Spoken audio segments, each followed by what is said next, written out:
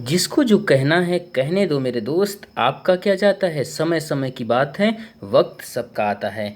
जय हिंद साथियों, आप सभी का आपके अपने परिवार माई भारत स्टडी पर स्वागत है। जोड़ लीजिए सभी को अपने साथियों को परीक्षा की नाक में दम करने वाली सीरीज में। आप सभी को पहली क्लास मिल चुकी है। आज हिस्ट्री की दूसरी क्लास है जो सिलेबस के अकॉर्डिंग और एग्जाम के अकॉर्डिंग है। आपको इससे बाहर एक भी क्वेश्चन नहीं मिलेगा। तो चलते हैं आज की क्लास पर। पिछले क्लास में हमने देखा क्या, भारत, हिंदुस्तान, इंडिया और देश का नाम भारत कैसे पड़ा, किसके नाम पर पड़ा, ये सब हमने देख लिया था। उसके बाद हमने वेदों के बारे में बात की, वेदों से संबंधित जो महत्वपूर्ण पॉइंट थे उनको बात की। इसके बाद हमने बात किया उपनिषद क्या है, वेदांग क्या है, ये सब हमने देख लिया और यहाँ से क्वेश्चन बनता भी है। तो आज का जो अगला टॉपिक है वो है पुराणों से संबंधित। तो पुराणों के रचयिता कौन है, पुराणों के को रचा किसने, लोमहर्ष और उनके पुत्र उग्रश्रवा द्वारा पुराणों की रचना की गई। आपके दिमाग में ये सवाल आया होगा, सर कितने पुराण होते हैं, पुराणों की संख्या कितनी है? तो आपको याद रखना है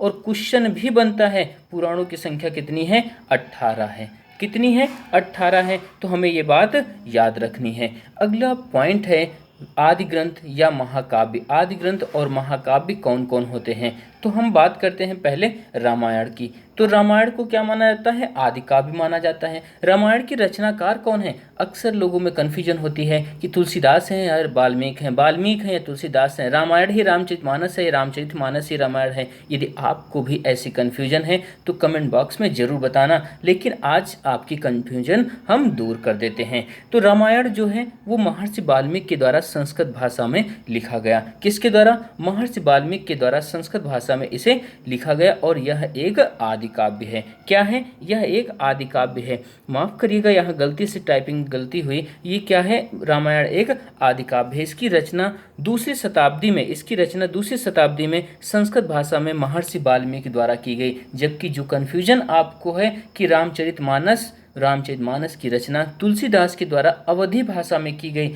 आपको ये पॉइंट याद रखना है। तो महर्षि वाल्मीकि ने दूसरी शताब्दी में संस्कृत भाषा में रामायण की रचना की। इसमें श्लोकों की संख्या कितनी है? जब इसकी रचना की गई उस वक्त इसमें श्लोकों की संख्या 6000 थी, लेकिन आज हम वर्तमान में बात करें तो इसमें श्लोकों की संख्या 24000 हो गई। कितनी हो गई? 24000 हो गई। और इसे अब चतुर्विंशति सहस्त्र संहिता कहा जाता है। क्या कहा जाता है? चतुर्विंशति सहस्त्र संहिता कहा जाता है। आपको ये वर्ड समझ में आ रहा होगा और कुछ कुछ याद भी आ रहा होगा।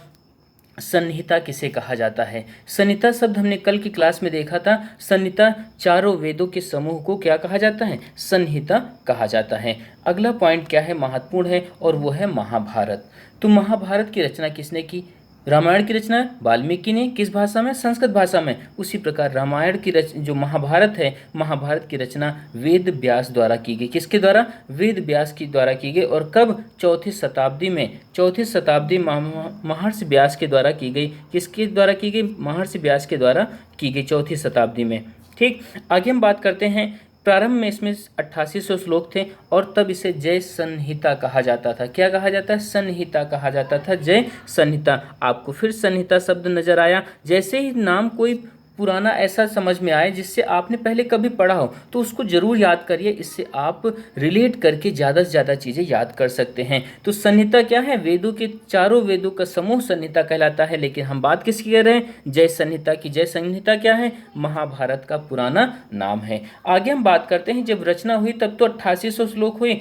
आगे क्या बढ़े? हाँ, बढ़ गए हैं। कितने? 24000 श्लोक हुए बाद में और तब इसे भारत कहा जाने लगा। क्या? भारत कहा जाने लगा। लेकिन और वक्त बीता, कालांतर में श्लोकों की संख्या जो है, श्लोकों की संख्या कितनी हो गई? 1 लाख हो गई और अब इसे महाभारत या शतसहस्त्र संहिता कहा जाता है। क्या? शतसहस्त्र संहिता कहा जाता है। और केवल संहिता पूछा जाए तो संहिता क्या होता है? संहिता क्या होता है? वेदों के, चारों वेदों के एक समूह को एक साथ रख दिया जाए तो संहिता कहा जाता है। लेकिन हमने एक बात और बताई थी कल की क्लास में, त्रिवेद में किस वेद को शामिल किया गया है या किस वेद को शामिल त्रिवेदों में नहीं किया गया है। आपको क्लास अच्छी लग रही है, उन परीक्षा की नाक में दम हो सकता है तो जरूर कमेंट बॉक्स में जवाब दीजिएगा कि त्रिवेद में कौन कौन से वेद शामिल हैं। चलते हैं आगे अगले पॉइंट पर। विदेशी यात्रियों का विवरण। परीक्षा में अक्सर आपने देखा होगा, पुरानी पेपर आप पे पास होंगे या पुरानी परीक्षा आपने दी होगी, तो विदेशी यात्रियों का विवरण के बारे में क्वेश्चन बनता निश्चित है। तो हम बात करते हैं विदेशी यात्रियों के बारे में। पहले पॉइंट, यूनान और रोम के जो लेखक आए भारत, उनके बारे में हम बात करते हैं। तो पहले लेखक मोस्ट इंपॉर्टेंट हैं हेरोडोटस। क्या हैं? हेरोडोटस हैं।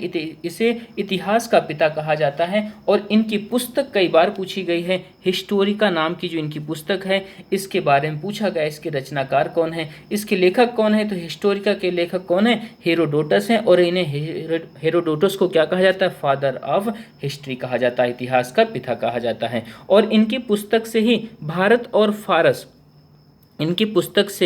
भारत और फारस के संबंधों का वर्णन मिलता है। कब? 5वीं शताब्दी ईसा पूर्व के। तो आपको हेरोडोटस के बारे में इतनी बातें याद रखनी है। अगला जो लेखक है और उनका नाम है टेसियस। क्या नाम है? टेसियस। टेसियस कौन था? ईरान का राजवैद्य था। कौन था? ईरान का राजवैद्य था। और इसने भारत के बारे में जो भी जानकारी प्राप्त की, ईरानी अधिकारियों से ही प्राप्त कर ली और उनसे पूछ कर भारत के बारे में जानकारी ली। और ये कौन था? ईरान का राजवैद्य था। अगला मोस्ट इंपॉर्टेंट पॉइंट है और क्वेश्चन कई बार बन चुका है, सिकंदर के साथ आने वाले लेखक कौन कौन थे? कौन? सिकंदर के साथ भारत कौन कौन आए?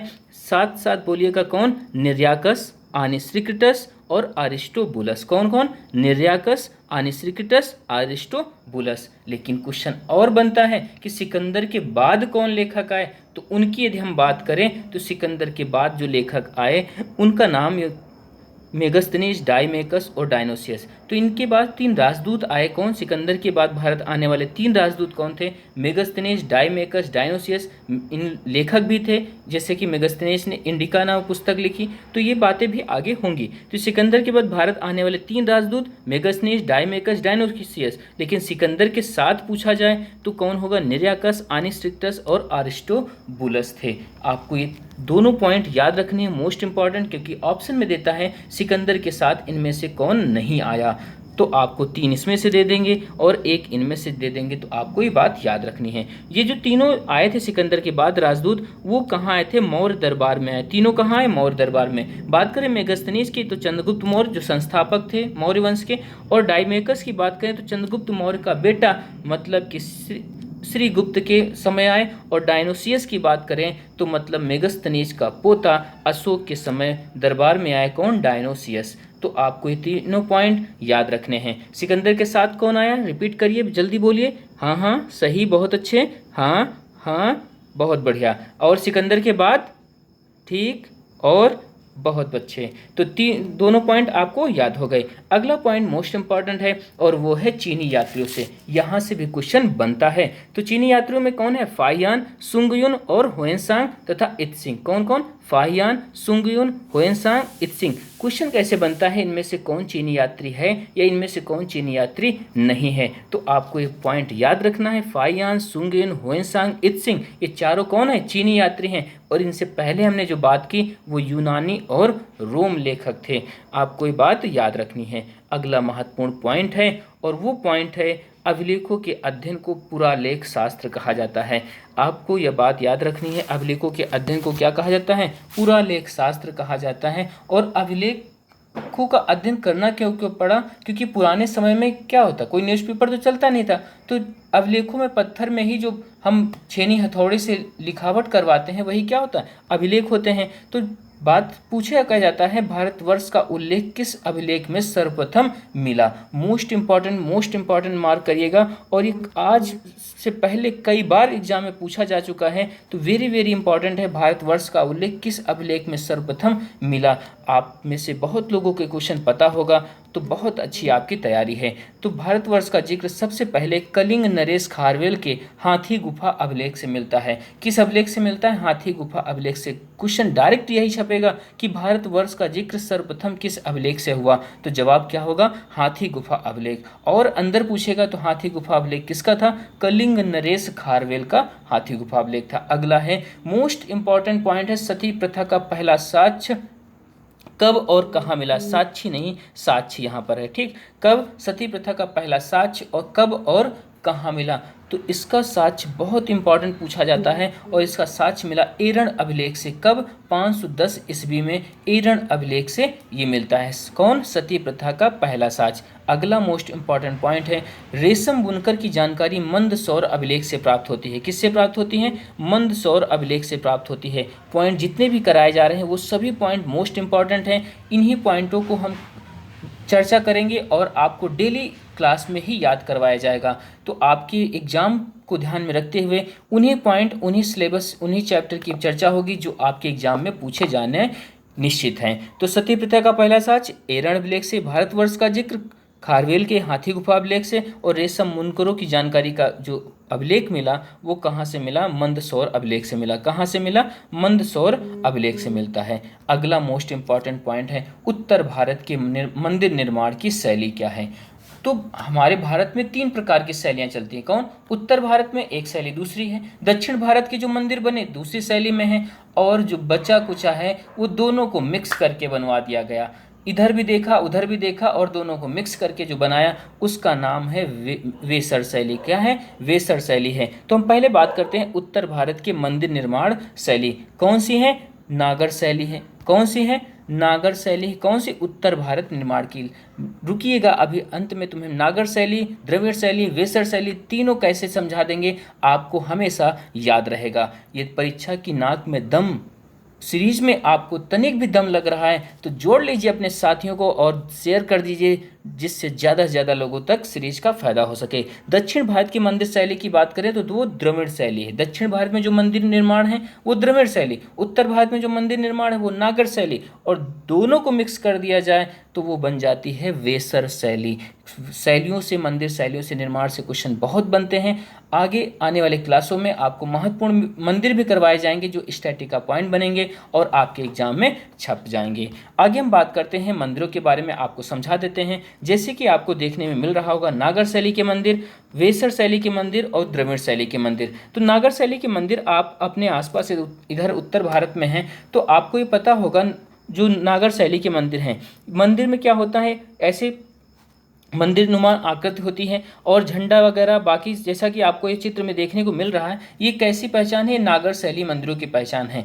द्रविड़ शैली की बात करें तो बहुत भव्य मंदिर बनते हैं और इस स्तरदार बनते हैं, जैसे पहला, दूसरा, तीसरा, चौथा, पांचवा, कई स्टेप में बनते हैं और उन मंदिरों पे बहुत अच्छी नक्काशी और मूर्तियाँ वगैरह सब बिल्कुल सजा दी जाती है। जैसे दक्षिण भारत के मंदिरों की हम बात करें तो वो सब द्रविड़ शैली से बने हुए हैं और इनके बीच का जो बचा वो वेसर शैली है। मतलब आपको थोड़ा बहुत इसमें डिजाइन किसकी मिलेगी? नागर शैली की भी, और कुछ थोड़ी बहुत द्रविड़ शैली की, दोनों का मिक्सअप वेसर शैली है। तो आपको याद रखना है दक्षिण भारत के मंदिर द्रविड़ शैली में, उत्तर भारत के मंदिर नागर शैली में, और जो बीच में बचा वो वेसर शैली में। आगे आने वाली क्लासों में नागर शैली के मंदिर, द्रविड़ शैली के मंदिर और वेसर शैली के मंदिर आपको हूबहू दिखाकर बिल्कुल याद करवा दिया जाएगा। तो परीक्षा की नाक में दम में आपको ये दम लग रहा है तो जरूर अपने साथियों, अपने पड़ोसियों, अपने सभी सखी संबंधियों सबको जोड़ लीजिए कि सब लोग आ जाओ और खूब पढ़ाई करो और पंक्ति में बैठा अंतिम व्यक्ति भी इस सीरीज को पा सके। इसलिए जिम्मेदारी दोस्त आपकी है। आपको यदि अच्छा लगे तो जरूर शेयर करना। आज की क्लास को यहीं पर रोकते हैं। जय हिंद, जय भारत।